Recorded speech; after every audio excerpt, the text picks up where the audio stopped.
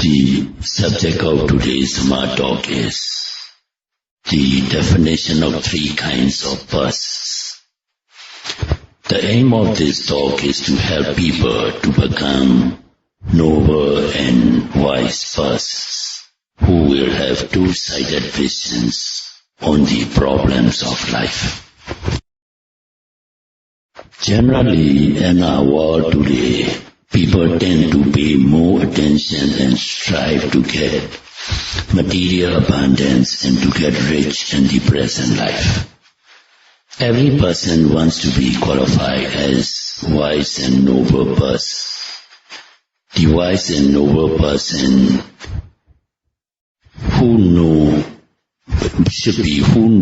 how to get rich and successful in this present life alone. In our Buddhist scriptures, clever and good persons are those who are not only wise enough to strive for the wealth and well-being of a single lifetime, but also far-sighted enough to cultivate or invest for the welfare of coming existences of samsaric cycle of rebirths. Buddha expounded in his discourses that there are three kinds of persons as follows. 1. Persons with both eyes blind. 2. Persons with one good eye and one blind eye. That means person with a one-sided vision. 3.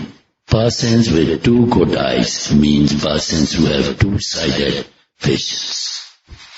Here, the word eye is used as a metaphor.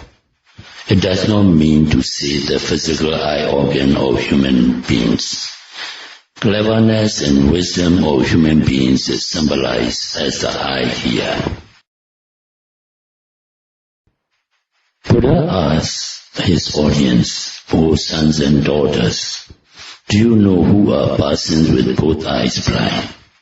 Buddha used to put preliminary questions to prepare the audience for his answers. Buddha's questions can be categorized into 5 kinds. 1. A question asked to solicit answer. 2. A question asked to consult others' point of view. 3. A question asked to determine others' wishes. And 4. A question asked to test one's viewpoint. And 5. A question asked to answer the question answer. Buddha's above question is of the 5th category, that is to answer the question answer. Since omniscient Buddha had infinite knowledge of Deva Jaku, meaning the divine eye, it is one of the 6 higher powers achieved at the time of enlightenment. They are 1. 80 Veda, meaning magical powers. 2. Deva Sota, divine ear. 3. Ceto Pariyanyana, penetration of the mind of others. 4.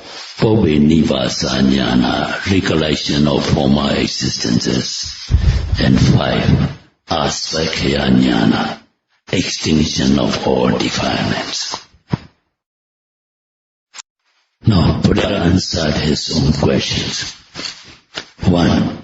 O sons and daughters, persons with both eyes blind means one is not successful in this present life. He has no economic impulse, and he does not know how to run a profitable business. He has no skill in handling money matters to accumulate wealth. He has no energy or viriya, nor business acumen, and is therefore poor and a failure in the present life. Nor is he wise and clever to invest for the benefit of samsaric round of future rebirths. He cannot differentiate which action is meritorious and pure, or which action is unwholesome and impure. He cannot understand kusala and akusala deeds, meaning wholesome and unwholesome deeds. So he is a failure for the present and for the future also. Such a human being is called a person with both eyes blind. Once in Benares, a state in India, during our Lord Buddha's time, there was a rich man's son. When he was young, the parents looked after him well, and since they were rich, the son was endowed with all the necessities of life. As he was the only son, the parents loved him without any limit. He was not educated, but led an easy life of merrymaking and pomp and grandeur. He became a spoiled child and knew nothing of the intricacies of life. When both his parents died, he had no ability to manage the business of his parents. Since he was uneducated and easygoing, he had no means of preserving the riches left by his parents. He had neither wisdom nor knowledge to invest for the future by organizing meritorious deeds, but squandered all the riches left by the parents. Such beings are persons with both eyes blind, or blind in two aspects.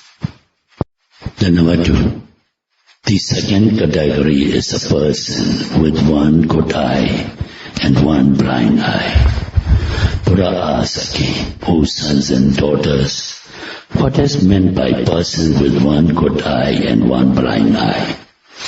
Buddha himself answered, O sons and daughters, some persons were clever in handling the money matters, and they can manage to multiply their wealth. Though they have business acumen, they lack in dana or generosity, sila or morality, and bhavana or meditation. Not differentiate between worthy and unworthy deeds or actions. They do not know which deed is beneficial and pure, and one is dirty and unwholesome.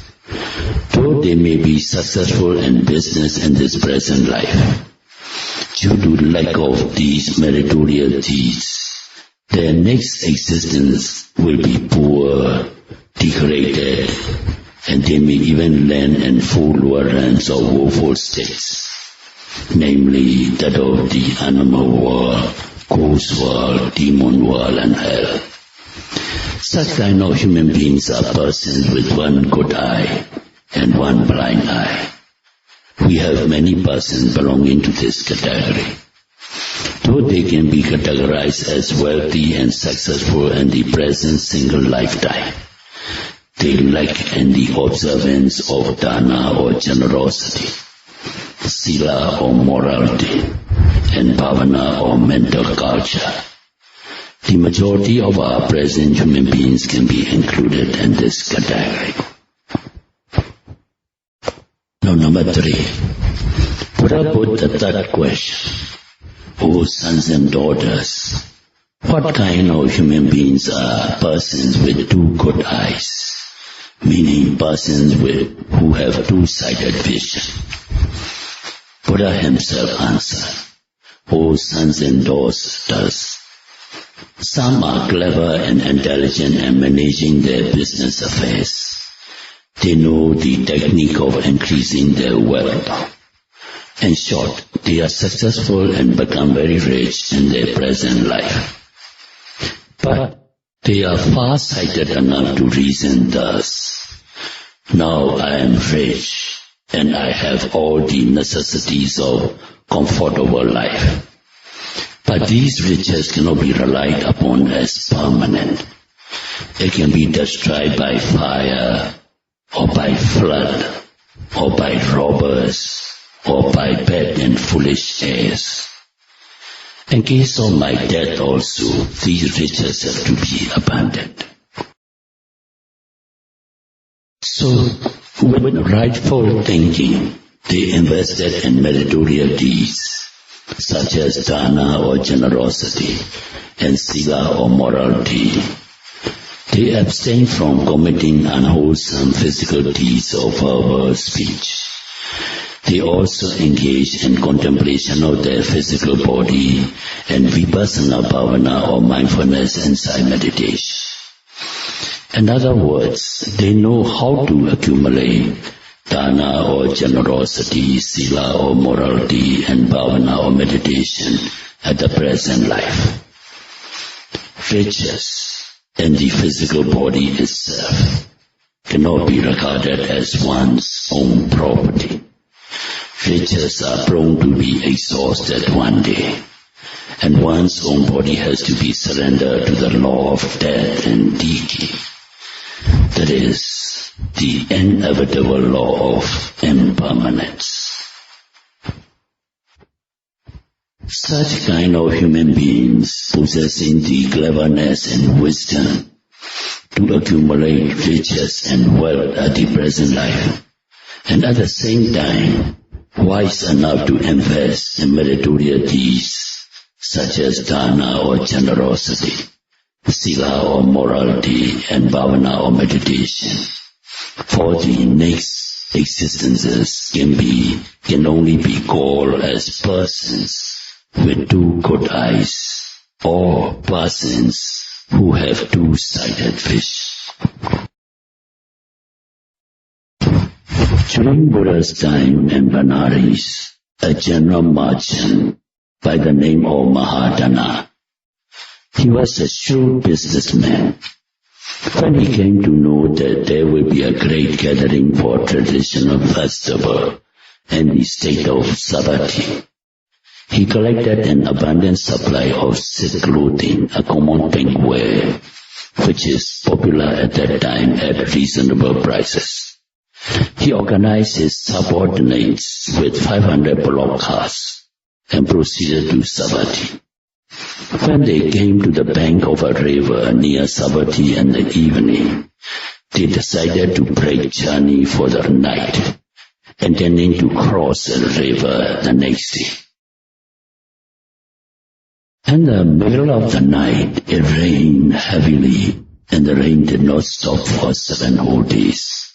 The general merchant and his entourage of 500 bullock carts, they could not cross the river and were stranded on the other bank.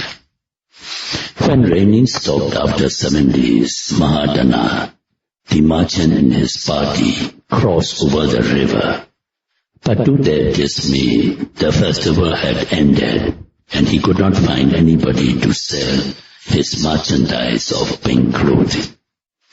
He pondered over the situation and decided to stay on to sell his goods in coming winter season, since the transportation costs will be very high to carry back to Benares.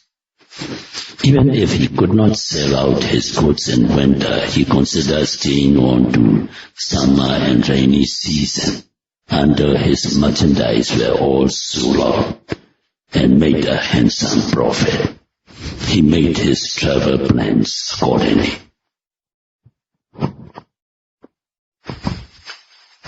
On that same day, Lord Buddha came for alms round, accompanied by his faithful assistant, Venerable Ananda. Lord Buddha smiled on seeing trader Mahadana camped on the riverbank. When Buddha smiled, fluorescent rays flashed forth from his holy teeth, and Venerable Ananda, who was following behind the Buddha, knew at once that Buddha had smiled, as the glowing light from his holy teeth brightened the environment, and asked Buddha the reason of his smiling.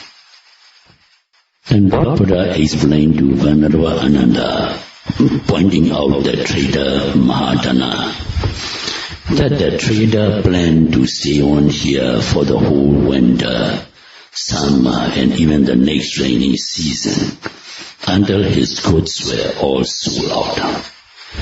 But that man had only 7 days to live. Buddha reiterated that all human beings make plans for buying, selling, and staying for a long time until they can make profits with their business enterprises. But what they do not know is the ineluctable law of old age, sickness and death, which will overwhelm them before their plans are realized. They are not counting this natural law, nor are they aware of the ineluctable law of impermanence. Whenever Ananda felt pity that trader Mahadana should die without having done any meritorious deeds, and he asked permission from Lord Buddha to caution the trader of his imminent tragedy. On attaining permission from Buddha, he went into the camp of 500 bullock carts of trader Mahadana. On being welcomed by the trader group, Venerable Ananda inquired the trader group who they were, what their plans were, and why they were camping on the river bank.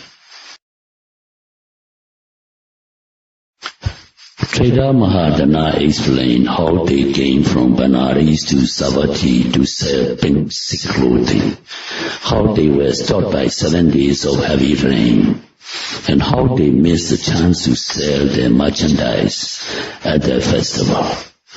Now that they have missed the festival, they intended to stay for the winter, summer, and if necessary rainy season also, to sell their goods and make profit. Venerable Ananda related how Buddha prophesied that trader Mahadana would live only for 7 more days, and not to commit plans of long duration. Venerable Ananda convinced the trader that words of Buddha never went wrong. On realizing the true situation, trader Mahadana asserted that all these properties and riches were of no value to him when he is dead. He said, before I die, I'll offer dana or generosity, observe sila or moral virtue, and practice bhavana or meditation. So saying, he invited Buddha and his follower sanghas to come to his camp of 500 bullock carts the next day for alms dana through Venerable Ananda. When Venerable Ananda brought Lord Buddha and the Sangha to the camp the next day, trader Mahadana and his entourage, they gave alms dana, and they themselves observed morality or sila, and they practiced bhavana or insight meditation for the 7 whole days. At the end of 7 days, trader Mahadana, taking the alms bowl of Buddha respectfully, he accompanied Buddha to his monastery.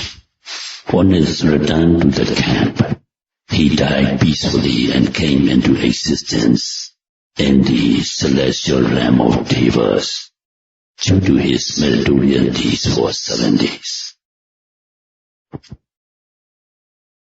A person who possesses the cleverness and wisdom to earn riches and wealth for the present life, and at the same time wise enough to practice dana or generosity, sila or morality, and bhavana or meditation for the next samsaric existences, should be categorized as person with 2 good eyes or who has 2-sided visions.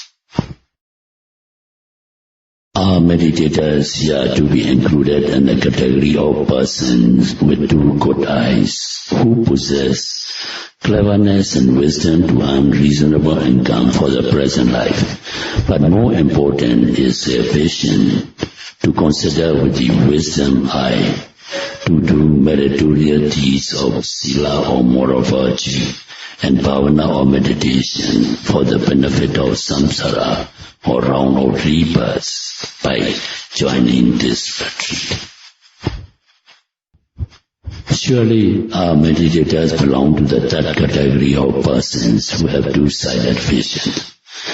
Among the 3 categories, 1, person with both eyes blind.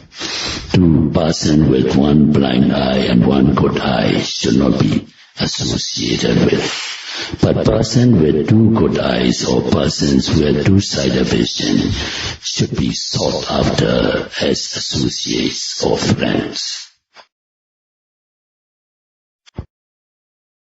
To conclude the talk, I wish our audiences here possess cleverness and wisdom for the present life as well as for the future existences by their diligent practice of Satipatthana Vipassana Bhavana or mindfulness insight meditation, achieve the perpetual peace of Nibbana in the shortest possible time.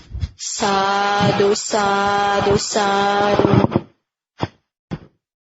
Hidame punya, Hidame punya, Nibbanasa, Nibbanasa, Pacayo, Pacayo, Hodu, Hodu, Hidame punya, Hidame punya, Nyatinang Hodu, Nyatina Hodu, Sukita Hondu Nyatayo, Sugita Hondu Nyatayo, Imano, Imano, Punya Baga, Punya Baga, Sabha Satana, Sabha Satana, Dima, Dema, Sadhu, sadhu, sadhu.